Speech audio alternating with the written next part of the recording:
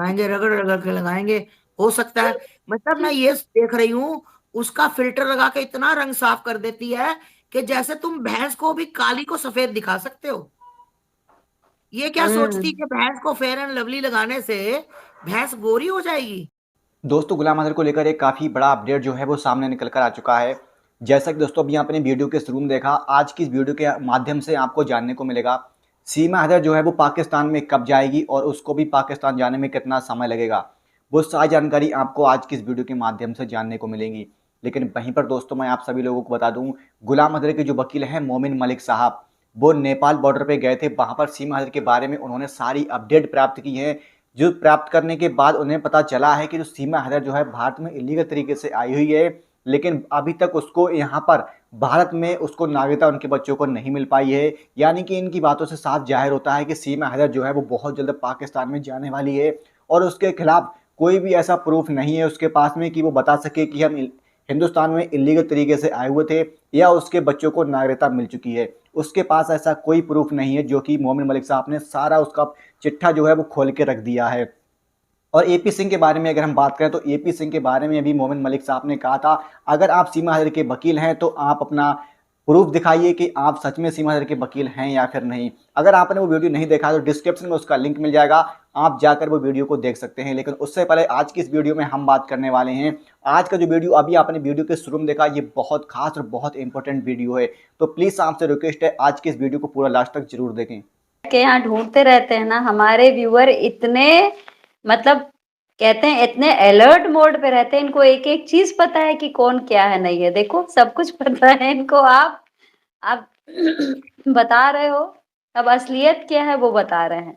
तो मम्मी ये कल जाएगी, मम्मी कल जाएंगी लहंगा लेने ना सरोजनी नगर से, चांदनी चौक से मम्मी भारे वाला लहंगा लेने जाएंगी। और मेकअप का सामान 1 किलो, हमने 1 kilo fair and lovely Sachin के लिए बोल दी है ना। हम उसको रगड़ रगड़ के लगाएंगे, रगड़ रगड़ के लगाएंगे।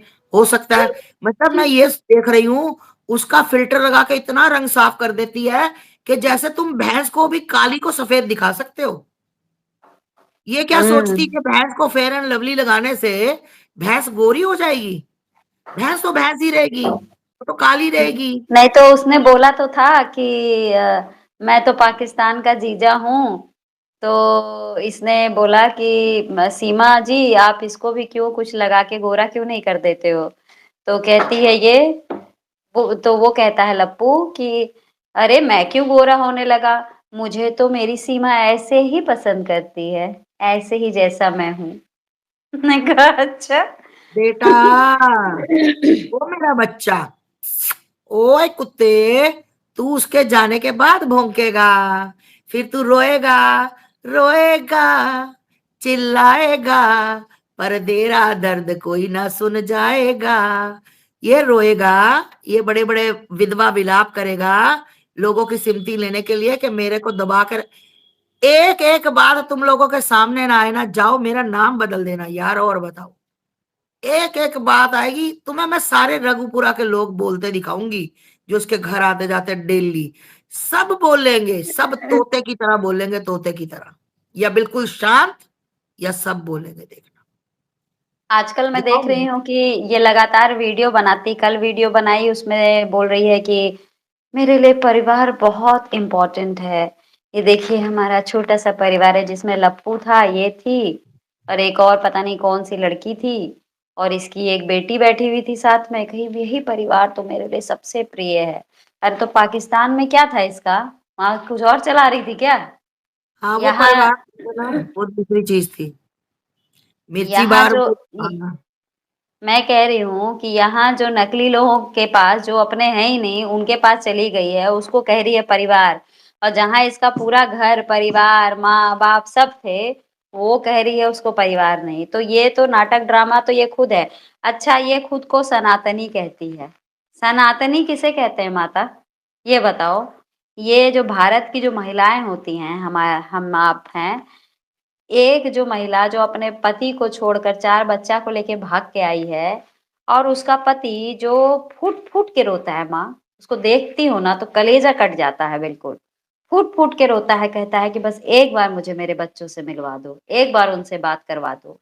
लेकिन ये लड़की, ये माफ करिएगा, ये जो महिला है, ये औरत, इसको मतलब जरा भी नहीं लगता है कि भाई कोई इंसान इतना अपने बच्चों के तड़प रहा है कि ले चल इससे बात कर ले, कोई बात नहीं, मेरी तेरी लड़ाई अपनी जगह है, लेकिन बच्चों ने क्या, बच्चे ही क्या पता कहते हो कि माँ एक बार पापा से बात करा दो, माँ अब्बू से बात करा दो, एक बार अब्बू से बात करा दो। लेकिन ये इतनी कठोर दिल की महिला है माता, इसका मन नहीं पसीजता है कि एक बार बाप और बच्चों को मिलवा दे? कब तक रोक लेगी? क्या बच्चे बड़े नहीं होंगे? क्या वो वक्त नहीं आएगा जब वो सवाल करेंगे कि तुम ही हो वो डायन, तुम ही हो वो उल्टा औरत जिसने हमें अपने बाप से दूर रखा? जब वो सड़क पे जाएंगे, जब उनको 10 लोग टोकेंगे, अरे तू वही है ना जो तेरी माँ भाग के आई थी ना, क्या नहीं बोलेंगे लोग? क्या वो समाज इसको नहीं पकड़ेगा? और तब जब ऐसी बातें होगी तो ये बताए कि तब सीमा हैदर के पास क्या जवाब होगा? होगा कोई जवाब? पहली बात तो देखो, ये अगर बच्चे बड़े हुए यहाँ, पहली बात तो यहाँ होंगे ही नहीं बड़े। होंगे अगर नहीं। गलती से 1% हो गए तो ये इतना ब्रेन वॉश कर देगी, इतना जहर हैदर के खिलाफ भर देगी, इतना जहर भर देगी कि बच्चे उसको देखना भी पसंद नहीं करेंगे। दूसरी बात, गलती से अगर उनको अपने बाप का कुछ लगा तो अगर इसको घसीट घसीट के लड़का इसका राज ना मारे तो मेरा नाम फरहान, बनेगा। उसका नाम है फरहान। फरहान राज रखा हुआ है ना इसने। तो नकली हाँ नाम है। हाँ, तो इसको घसीट घसीट के इसके बच्चे मारेंगे। मैंने कल कल के परसों मैंने देखा, इतनी सुंदर है इसकी बिटिया जिसका जन्मदिन था, बहुत इतनी सुंदर है। खूबसूरत बिटिया है, इसने बहुत सुंदर। बच्चों की जिंदगी बर्बाद कर दी। और हमने क्या कहा था? हमने कहा था कि भाई अगर आप लोग इतने अच्छे हो, इतने सच्चे हो, हमने आज से कम 6 महीने पहले बात होगी श्रावणी, आपके चैनल से कहा था कि बच्चों को गुरुकुल में डालना चाहिए, कहा था ना? बिल्कुल, हम मुझे याद बच्चों है। को गुरुकुल में, तो बच्चों को गुरुकुल में क्यों नहीं भेजा? क्योंकि बच्चों को ये वाले संस्कार नहीं देना चाहती। अगर जैसे इतना पैसा आ रहा है तो मैंने कहा था कि मैं इसके फ्री में बच्चे करवा देती हूँ गुरुकुल में। मुझे याद है। दिल्ली में ही गुरुकुल है, दिल्ली में ही हम्म मेरे जानकार का, यहाँ करवा दे तो ये हम्म। नहीं भेजेगी।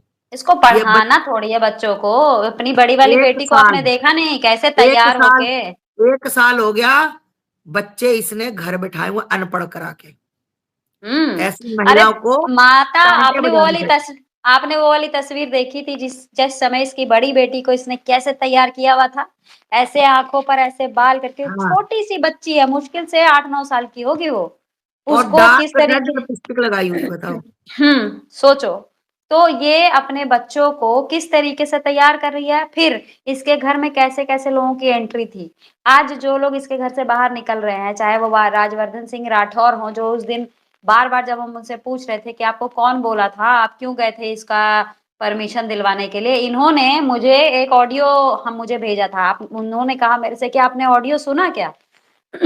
उस ऑडियो में इन्होंने, राजवर्धन सिंह परमार जो हैं, इन्होंने वो एक चिट्ठी जो लिखी थी पीएमओ से, पीएमओ में जो उसके परमिशन को लेकर, आपको ध्यान होगा पीएमओ में एक चिट्ठी लिखी गई थी, तो उसको लेकर उधर से कॉल आती है, तो वो कॉल वो मुझे भेजते हैं कि आप सुनिएगा। मैंने भी सुना।